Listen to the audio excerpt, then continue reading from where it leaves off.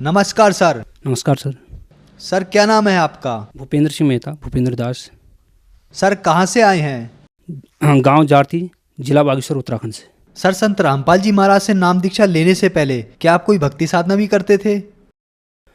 परमात्मा संत रामपाल जी महाराज की शरण में आने से पहले हिंदू धर्म में जो प्रचलित भक्ति थी वही मैं करता था। ब्रह्मा विष्णु महेश की भक्ति करता था, दुर्गा माता की भक्ति करता था, और पूर्णिमा और संक्रांति का सत्यनारायण भगवान की मैं व्रत रखा करता था। सर देवी देवताओं की भक्ति करने से आपको क्या क्या लाभ हुए? लाभ तो नहीं, हानि जरूर हुई। मेरे हृदय में बहुत ज़्यादा दर्द हुआ करती थी। जब भी मैं चढ़ाई चढ़ता था या कहीं मैदान की ओर भी अगर मैं टहलने भी जाऊं तब भी मुझे बहुत पेन होता था। लेकिन मैंने उसको नोएडा में दिखाया था। जब मैं बीएड करता था सासाराम यूनिवर्सिटी से, तो उस दौरान मैंने डॉक्टर को नोएडा में दिखाया था। उन्होंने मुझे काफ़ी इसके बीच में प्रिकॉशन बताए कि कैसे ये चीज़ ठीक हो सकती है। लेकिन वो करने के बाद भी मुझे, डॉक्टर लाभ लेने के बाद भी मुझे कोई लाभ नहीं हुआ। और मैं भक्ति इतना करता था कि संक्रांति और पूर्णिमा के सत्यनारायण भगवान की मैं व्रत रखा करता था। और बीच में मैं वैष्णो देवी की यात्रा भी की, लेकिन मुझे कोई भी लाभ वहाँ से भी प्राप्त नहीं हुआ। इस प्रकार से मुझे करता तो था भक्ति, लेकिन लाभ कोई भी प्राप्त नहीं होता था। सर आपने बताया कि आपको हार्ट पेन था, और ये हार्ट पेन आपको कितने साल रहा? ये हार्ट पेन मेरा 2009 से शुरू हुआ और 2013 तक मेरे लगभग था। जब मैं परमात्मा की शरण में आया उसके बाद ये हार्ट पेन मेरा ठीक हुआ। आपने बताया कि 2013 में परमात्मा की शरण में आए। आप किस परमात्मा के बारे में यहाँ पर बता रहे हैं?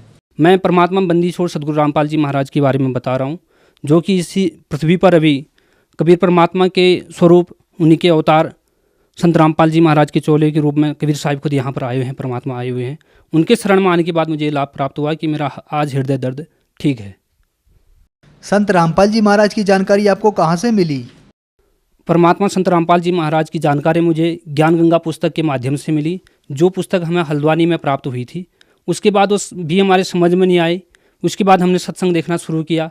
लगातार सत्संग 2012 में देखा। 2012 में से लेकर के 13 तक हम सत्संग देखा करते थे। जब जून 2013 में केदारनाथ हादसा हुआ था, तो उस वक्त हमारे गांव में एक शिव पुराण हो रहा था। मैं भी उस शिव पुराण में शामिल था। तो उस वक्त मुझे लगा कि भगवान शिव यदि शक्तिशाली हैं, या हम उस वक्त तो हमें ये भी मालूम नहीं था कि इनकी क्या स्थिति है। मैं ये मानता था कि भगवान शिव ही सर्वशक्तिमान है। फिर वहाँ पर अचानक मेरे मन में ये ख्याल आया कि इतना बड़ा हादसा, और वहाँ पर लोग शिवलिंग के ऊपर भी चढ़ रहे हैं, इतनी त्रासदी हो गई है, ये तो कोई ना कोई ऐसी बात है जो इनसे ऊपर कोई शक्ति है, मुझे ऐसा महसूस हुआ। फिर उसके बाद मैंने ज्ञान गंगा को पुनः फिर देखना शुरू किया। फिर उनको मैंने अपने जो सदग्रंथ हैं उनसे मिलाना शुरू किया। सत्संग लगातार देखा। इस प्रकार से जुलाई 2013 में परमात्मा संत रामपाल जी महाराज की शरण में आ गया। सर संत रामपाल जी महाराज की शरण में आने से आपने बताया कि आपका हृदय का दर्द था, वो ठीक हुआ। उसके अलावा भी कोई आपके साथ अनुभव हुआ?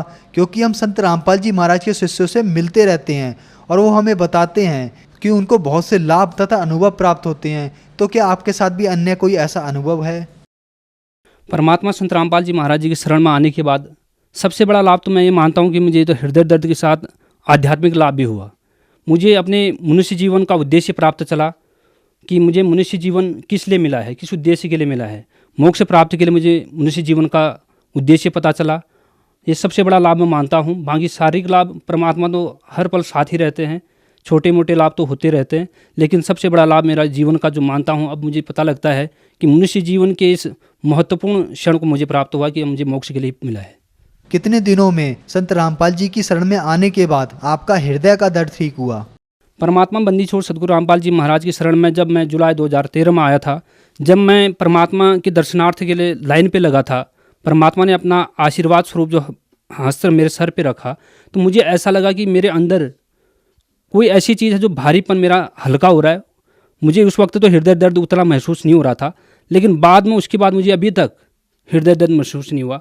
परमात्मा बंदी छोड़ सदगुरु रामपाल जी महाराज की दया से आज मेरा हृदय दर्द ठीक है, जब से मैंने नाम लिया उनसे। सर आपने बताया कि आप उत्तराखंड से संत रामपाल जी महाराज से नाम दीक्षा लेने के लिए गए, लेकिन उत्तराखंड तो देवभूमि माना जाता है और यहाँ इतिहास रहा है कि यहाँ पर 4 धाम भी हैं, जिसके लिए लाखों लोग दूर दूर से आकर यहाँ पर परिक्रमा करते हैं। तो आपको संत रामपाल जी महाराज की शरण में क्यों जाना पड़ा? जी, हम भी यही मानते थे कि ये 4 धाम यहाँ के पवित्र धाम हैं, देवभूमि यहाँ माना जाता है, ये भी हम मानते थे। जब मुझे ये लगा कि मैं इन धामों में से कहीं भी नहीं गया, लेकिन वैष्णो देवी की यात्रा में ज़रूर गया, लेकिन जो लोकल के हमारे स्थानीय देवताओं के जब मानते थे, जैसे महाकाली गंगोली हाट में, तो मैं जब नवोदय विद्यालय में जॉब करता था तो वहाँ पर मैं सुबह शाम जाया करता था, लेकिन वहाँ पर इतनी बकरियों की बलि दी जाती थी, तो कहीं ना कहीं मुझे ये लगता था कि जो देवता है वो ऐसा तो नहीं हो सकता कि किसी की बलि ले।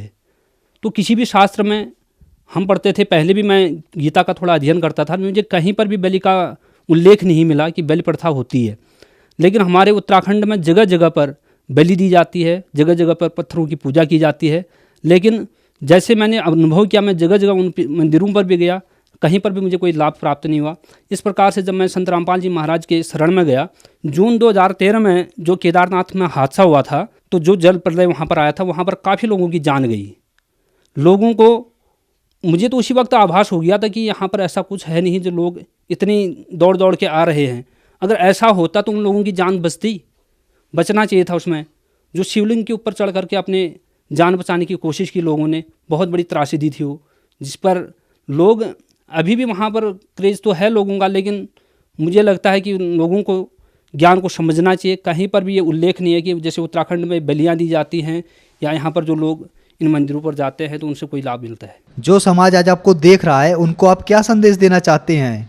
मैं संदेश तो परमात्मा दे रहे हैं। एक प्रार्थना करना चाहता हूँ कि जितने भी हमारे उत्तराखंड के भाई बहन हैं और जो भी मुझे सुन रहे हैं, खासकर मैं उत्तराखंड के उन भाई बहनों से कहना चाहूँगा जो आज भी यहाँ पर अपने को देवभूमि का गौरवशाली मानते हैं, लेकिन ये देवभूमि वास्तव में है नहीं।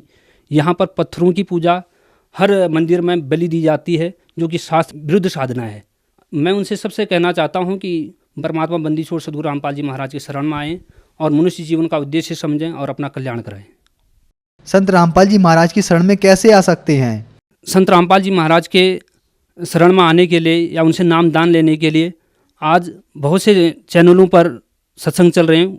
उन सत्संगों पर एक पट्टी चलती है, जिन पट्टियों पर नंबर दिए जाते हैं, नंबर फ्लैश होते हैं। उन नंबरों पर फ़ोन करके अपने नज़दीकी नामदान सेंटर का पता कर सकते हैं और बहुत आसान तरीके से अपने नामदान सेंटर का पता करके अपना नाम ले सकते हैं। धन्यवाद सर। सच्चाई भी।